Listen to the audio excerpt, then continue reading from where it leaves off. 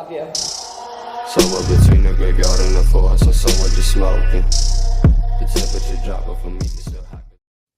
Episode की शुरुआत में हमें एक यूनिवर्स को दिखाया जाता है जहाँ लोगों के पास साइंस और मैजिक नहीं होता। यहाँ के लोगों के पास डॉगी की एनर्जी होती है जिससे ये कल्टीवेट करते हैं और मेडिटेट करके अपनी पावर को बढ़ाते हैं। यहाँ एनर्जी के 10 लेवल होते हैं और इन 10 लेवल के अलग अलग नाम है जिसके बारे में हमें आगे पता चलेगा। इसके अंदर हम जियान नाम के एक लड़के को देखते हैं और वो कुछ आदमियों के संग एक टार के आगे खड़ा था। असल में ये टार कल्टीवेटर की लेवल पता लगाता है और यहाँ सब अपनी लेवल चेक करने आए थे। ये कहानी जियान नाम के लड़के की है जो जब 10 साल का था तो तब वो बहुत बड़ा जीनियस था। हर तरफ उसके चर्चे होते थे, लेकिन जैसे जैसे समय बीतता गया उसकी शक्तियाँ कम होती गई और आज की डेट में वो बहुत कमजोर हो गया है। उसकी लेवल सिर्फ 3 है और अब सब उसका मजाक उड़ाते हैं। जियान जियाओ क्लैन से ताल्लुक रखता है। जियाओ क्लैन का एक दुश्मन क्लैन है और उस दुश्मन क्लैन का नाम जियाली हाउस है। जियाली भी इतना बुरा है कि वो जियाओ क्लैन की मार्केट को भी अपनी मार्केट में तब्दील करना चाहता है। वो हमेशा जियाओ फैमिली के मार्केट में हेरा फेरी करता है, लेकिन एक दिन उसको ये पता चलता है कि जियान की शादी नैन रैन से होने वाली है और ये सुनकर वो काफी ज्यादा डर जाता है क्योंकि अगर नैन रैन की सेक्ट जिसका नाम यूथ सेक्ट है अगर उसका साथ जियान को प्राप्त हो गया तो जियाओ क्लैन बहुत बड़ी क्लैन बन जाएगी।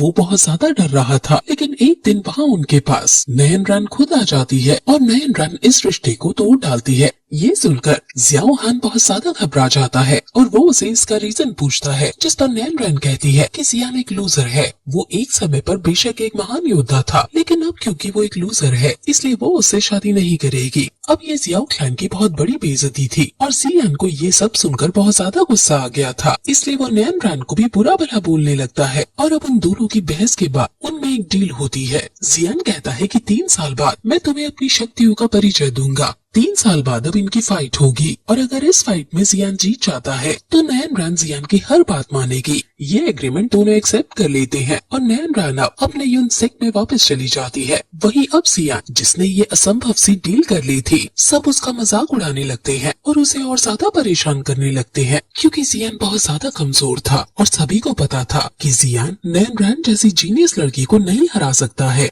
जियान के साथ उसकी एक सौतेली बहन रहा करती थी और इस बहन का नाम जूनियर था। वो हमेशा जियान की तरफदारी करती आई थी और वो मनी मन जियान को पसंद करने लगी थी। फिर ऐसे ही जब एक दिन जियान बहुत ज्यादा दुखी था तो वो जंगल की तरफ अपनी मॉम की कब्र के पास जाता है और वहाँ जाकर रोने लगता है और सोचने लगता है कि अब वो भला कैसे 3 ईयर एग्रीमेंट को पूरा करेगा। अब वो रो ही रहा था कि तभी एक आदमी वहाँ प्रकट हो जाता है और वो आदमी जियान के टीचर बनने की बात कहता है। वो दोनों कई और बातें करते हैं और अब यहाँ से जियान को पता चलता है कि ये आदमी बहुत सालों से उसकी अंगूठी के अंदर रह रहा था। इनका नाम याओ लाओ है और ये एक स्पिरिट है। इनको जिंदा रहने के लिए सोल पार की जरूरत होती है और ये जियान की बॉडी से सोल पार खींच रहे थे, जिस वजह से जियान कमजोर होता जा रहा था। अब जियान को गुस्सा तो आता है, लेकिन वो अब कर भी क्या सकता था, इसलिए वो अब इनको अपना टीचर बना लेता है और याओ लाओ अब जियान की ट्रेनिंग स्टार्ट करते हैं। वो जियान को कुछ सोल पार को बूस्ट करने के लिए इंग्रेडिएंट्स लाने को कहते हैं, लेकिन ये इंग्रेडिएंट्स बहुत ज्यादा महंगे थे। लेकिन जी जूनियर जियान को इंग्रेडिएंट्स लाने के पैसे दे देती है और अब दोनों इंग्रेडिएंट्स खरीदने लगते हैं। लेकिन इस बीच जियाली बी के आदमी उन्हें घेर लेते हैं। वो आदमी जियान पर हमला करते हैं, लेकिन जी जूनियर जियान को बचा लेती है। जी जूनियर एक अच्छी फाइटर थी और उसकी लेवल भी काफी ज्यादा थी। वहीं जियाली बी का बेटा जिसका नाम जी लियाओ है वो वहाँ आकर जियान को बुरा भला बोलकर जी जूनियर को भी गंदी नजरों से देखने लगता है। लेकिन अब वहाँ तभी जियाओ क्लैन के सैनिक आ रहे थे, इसलिए जिया लियाओ वहाँ से भाग निकलता है। अब बेशक ये लोग बच गए थे, लेकिन जियान खुद अपनी रक्षा नहीं कर पाया था, जिस वजह से अब वो स्ट्रांग होने का दृढ़ निश्चय कर लेता है और अब वो अपने मास्टर के पास जाकर उन इंग्रेडिएंट्स की मदद से मेडिसिन बनाता है और उनको लेता है। अब जियान सबसे पहले फायर और वाटर को कंट्रोल करना सीखता है। याओ लाओ एक अच्छे टीचर थे और वो जियान को अलग अलग मार्शल आर्ट्स की अलग अलग फॉर्म सिखाने लगते हैं और थोड़ी देर बाद उन इंग्रेडिएंट्स की मदद से जियान अब फाइनली लेवल 4 पर पहुंच जाता है। अब उसे लेवल 5 पर पहुंचना था, इसलिए मास्टर उसे जंगल में ले जाकर बहुत हार्ड ट्रेनिंग करवाता है और फिर उसे फिर से इंग्रेडिएंट्स की लिस्ट देते हैं और कहते हैं कि तुम्हें ये सब इंग्रेडिएंट्स भी लाने होंगे। अब जियान को पैसे की भी जरूरत थी, इसलिए वो ऑक्शन हाउस में जाकर अपने कुछ कुछ बनाई हुई चीजों की बोली लगाने का डिसाइड करता है। ध्यान देने वाली बात यह है कि जियान मार्शल आर्ट्स के साथ साथ एल्केमी भी सीख रहा था और उसके मास्टर ने उसे अलग अलग दवाइयाँ बनानी भी सिखाई होती है। जियान ने स्पिरिट एलिक्सर्स नाम की दवाई बनाई होती है और ये कल्टीवेट करने की स्पीड को तेज कर देती है। जियान ऑक्शन हाउस में जाकर ऑक्शन हाउस की हेड, जिसका नाम याफी है, उसको इसकी क्वालिटी चेक करवाता है और अब फिर उसकी बोली लगने लगती है। स्पिरिट एलिक्सर्स बहुत ज्यादा खास थे और इस बोली के अंदर सभी पैट्रियट्स आए थे और वो दाम बढ़ाकर इसे खरीद रहे थे, लेकिन अंत में जियान ही स्पिरिट एलिक्सर्स को खरीद लेता है। वो बहुत बड़ी रकम देता है और अब जियान के पास पैसों की कोई कमी नहीं थी और फिर ये एपिसोड यही खत्म हो जाता है।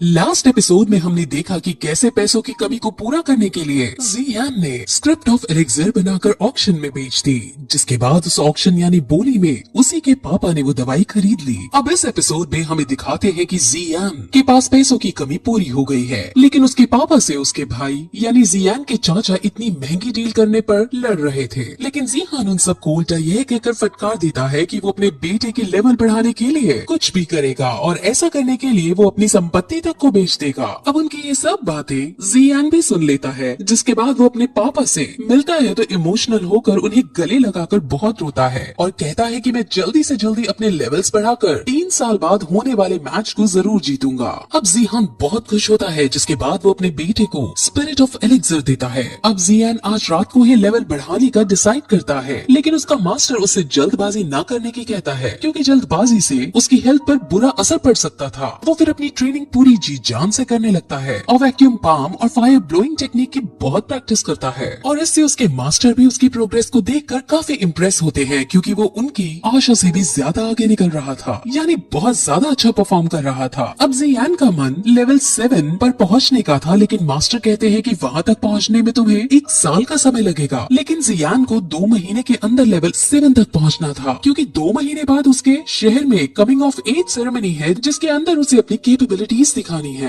वहीं हमें नायान को दिखाते हैं, जो अभी भी एक पर्वत पर बैठकर मेडिटेट कर रही थी और 3 साल बाद होने वाले मैच के बारे में सोच रही थी। वहीं फिर जियान को प्रैक्टिस करते हुए 1 महीना बीत जाता है, जिसके बाद उसकी बहन उससे सुबह सुबह बुलाने आती है, जिसके बाद वो दोनों उस टावर के पास जाते हैं जहाँ सब अपना लेवल चेक करते थे। पहले जी जूनियर अपना लेवल चेक करती है, जिसमें उसका लेवल 9 था, लेकिन जब जियान अपना लेवल चेक करने जाता है तो हमेशा की तरह सब उसका काफी मजाक उड़ाते हैं, लेकिन फिर जियान लेवल चेक करने जाता है, जिसके अंदर वो अपना लेवल 7 पाता है। असल में इस 1 महीने में उसने अपने मास्टर की मदद से नॉर्मल से काफी ज्यादा हार्ड ट्रेनिंग की थी और पानी को भी अपनी प्रोड्यूस की हुई फ्लेम से उड़ाने की ताकत प्राप्त कर ली थी, जिसकी वजह से उसका लेवल 7 पर पहुंच गया था। अब जियान वैक्यूम पाम और फायर प्रोड्यूस करने में एक्सपर्ट हो चुका था। अब ये देखकर सब काफी शौक होते हैं और उसकी तारीफ करने लगते हैं। वहाँ एक लड़की जिसका नाम जीमाई है, वो भी अब जियान के साथ मिलकर प्रैक्टिस करना चाहती थी, जिसके बारे में वो जियान से पूछती भी है, लेकिन जी जूनियर उसे साफ मना कर देती है। अब जियान के पापा यानी जिहान की भी काफी तारीफ होने लगती है। वहीं दूसरी तरफ ये खबर जियाली भी हाउस के हेड तक पहुंचती है, जहां वो काफी ज्यादा उफान जाता है, लेकिन फिर उसका बेटा उसको इविल स्माइल देता हुआ एक प्लान बताता है कि 1 महीने बाद कमिंग ऑफ एज सेरेमनी जाएंगे और उसके अंदर में उसकी कमजोरी का पता लगा लेंगे और उसको आसानी से हराने में सक्षम हो जाएंगे। वहीं फिर 1 महीने बाद अब सेरेमनी स्टार्ट होती है, जिसके अंदर जियान को रिंग के अंदर बुलाया जाता है और अनाउंसमेंट की जाती है कि कोई भी जिसका लेवल 9 या 9 से नीचे हो वो जियान को चुनौती दे सकता है, जिस पर अब जीनिंग उसके सामने आता है और उससे लड़ने लगता है। जीनिंग वही है जो हमेशा से जियान को परेशान करता था और जिसके पिछले एपिसोड में जी जूनियर से ट्रेनिंग फाइट भी हो रही थी। अब उन दोनों में लड़ाई शुरू होती है, जिसमें पहले जियान दोगले ही करता है, लेकिन फिर अब उस पर अटैक करना शुरू करता है, जिसके बाद वो फायर ब्लोइंग टेक्निक का यूज कर उस पर एक ही अटैक करता है और उसी से जीनिंग हार जाता है। अब जीनिंग को बहुत गुस्सा आता है, क्योंकि लेवल 8 होने के बावजूद वो लेवल 7 वाले से हार गया था, लेकिन अब इस मैच में जियान ने क्योंकि अपनी फुल स्ट्रेंथ का प्रदर्शन दिया था और स्पिरिट ऑफ एलिक्सर भी अब अपना असर दिखाना शुरू कर गई थी, इसीलिए अब उसका लेवल वही 7 से 8 पर पहुंच जाता है, यानी वो अब लेवल 8 का योद्धा बन जाता है। जिसके बाद जीनिंग गुस्से में अब पीछे से उस पर वार करने आता है, लेकिन जियान इस बार फायर ब्लोइंग और वैक्यूम पंप दोनों का एक साथ यूज करते हुए उसे बहुत दूर फेंक देता है, जिससे वो बहुत घायल हो जाता है। वहीं जिया लीबी भी मौजूद था, जहाँ वो अब अपने इविल प्लान को अंजाम देता है और उसे चुपके से एक हाईली कल्टिवेटेड मेडिसिन दे देता है, जिससे वो इंस्टेंट बहुत ज्यादा शक्तिशाली बन जाता है। यानी उसकी स्ट्रेंथ काफी ज्यादा बढ़ जाती है। सभी लोग उसको देख समझ जाते हैं कि इसने ऐसी दवाई खाई है जो उनके शहर में बैन है। वो उसको रोकने की भी कोशिश करते हैं, लेकिन ज़ीनिंग के ऊपर गुस्सा सवार था, जिसके बाद वो सीधे जियान को मारने उसके पीछे दौड़ता है। लेकिन जियान उससे नहीं डरता और वो काउंटर अटैक करता है, जिसमें वो ज़ीनिंग की हड्डी पसली तोड़ देता है। अब मैच बैन किया जाता है, जहाँ ज़ीनिंग का फादर उसके पास आकर उसका हाथ चेक करता है। उसका एक हाथ बुरी तरह से टूट गया था, जिस पर वो जियान को फटकारता है, उसे एक क्रूअल आदमी बताता है। लेकिन वहाँ जी क्लैन के और भी लोग अब आते हैं, जहाँ वो ज़ीनिंग की ही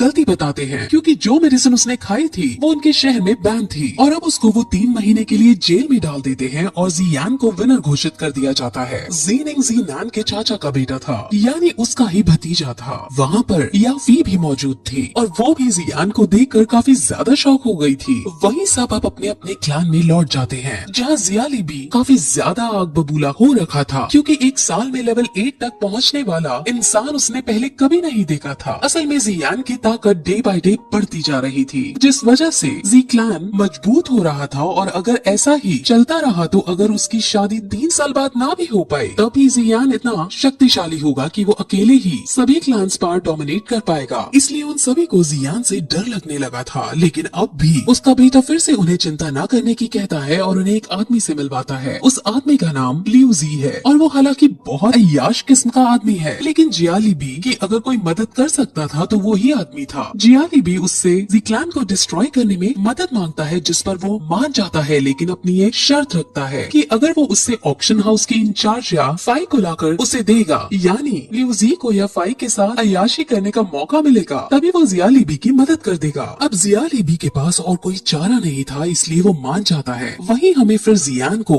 दिखाते हैं जो बाजार में घूमते हुए अपनी बहन के साथ कई तरह की और टेक्निक पर डिस्कस कर रहा था, लेकिन वहाँ वो अपने आसपास के नोटिस करते हैं कि आज की मार्केट अलग है। वहाँ जब वो इसका पता लगाने की कोशिश करते हैं तो उन्हें पता चलता है कि जियाली बी हाउस ने मार्केट को खरीद कर उनका दाम सस्ता कर दिया है, जिसकी वजह से जी क्लैन की मार्केट पूरी तरह से बंद होने के कगार पर आ गई है। जिस पर अब जियान इसका कोई ना कोई सोल्यूशन निकालने का डिसाइड करता है और ऑक्शन हाउस में जाकर याफी से मिलता है, जहाँ वो उसे एक मेडिसिन फॉर्मूला देता है। वो मेडिसिन फॉर्मूला ब्लीडिंग वुंड्स को क्लॉट करने का था। असल में जिस चीज से जियाली बी ने मार्केट को अपने अंडर कर लिया था वो एक रेजुनेशन पाउडर था, जिसका दाम बहुत सस्ता और असर बहुत तगड़ा वाला था। इसके लिए जियान भेस बदल कर रीजेनरेशन पाउडर से भी अच्छी मेडिसिन का फॉर्मूला ऑक्शन हाउस में लेकर लाया था, ताकि वो यहाँ इसको बनाने के इंग्रेडिएंट्स हासिल कर सके और जी क्लैन फिर से अपनी मार्केट हासिल कर सके। अब याफी उसको इस मेडिसिन को बनाने के लिए इंग्रेडिएंट्स देने से मना कर देता है, क्योंकि वो जियाली बी के साथ किसी तरह का पंगा नहीं लेना चाहती थी। वो बात कर ही रही होती है कि अचानक वहाँ बहुत सारे सैनिक आकर उन पर हमला करने लगते हैं, लेकिन जियान उन सबको अपने एक ही हाथ से वैक्यूम पंप टेक्निक का यूज करते हुए सबको मारकर सबको हरा देता है। अब याफी एक सैनिक से पूछती है कि तुम्हें किसने और क्यों भेजा है, जिस पर सैनिक बता देता है कि उसको लियू जी ने तुमको किडनैप करने के लिए भेजा है, ताकि वो तुम्हारे साथ अय्याशी कर सके। अब ये सुन याफी को काफी गुस्सा आता है और वो सैनिक को चांटे मार मार कर भगा देती है और जियान का धन्यवाद करती है। वो उससे काफी ज्यादा इम्प्रेस हो जाती है, जिसके बाद वो उसे सारे इंग्रेडिएंट्स दे देती है,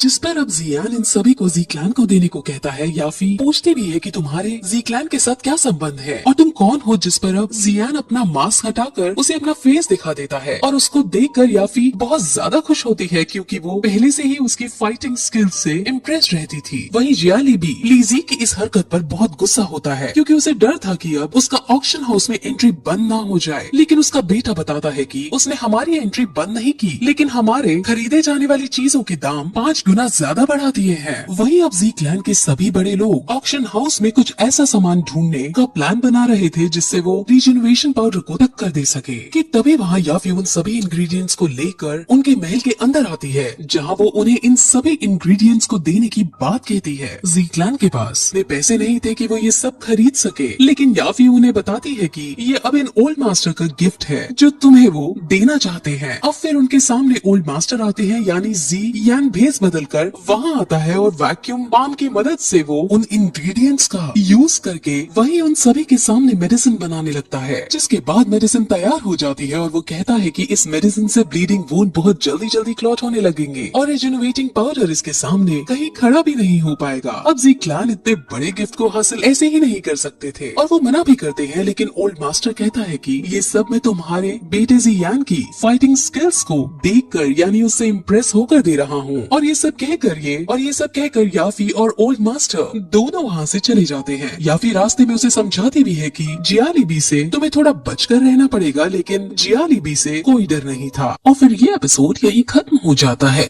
जैसा कि लास्ट एपिसोड में हमने देखा कि ज़ीक्लान के पास अब रीजेनरेशन मेडिसिन से भी ताकतवर ब्लड क्लॉटिंग पाउडर आ चुका था और अब ज़ीक्लान इस पाउडर को मार्केट में भी उतार देती है। जियालीबी हाउस अपनी रीजेनरेशन मेडिसिन को दाम बढ़ा कर बेच रही थी, लेकिन अब ब्लड क्लॉटिंग पाउडर के आने से जियालीबी के एग्जिस्टिंग कस्टमर्स भी उसके हाथ से जाने लगे थे और अब जियालीबी की मार्केट पूरी तरह से तबाह होने लग गई।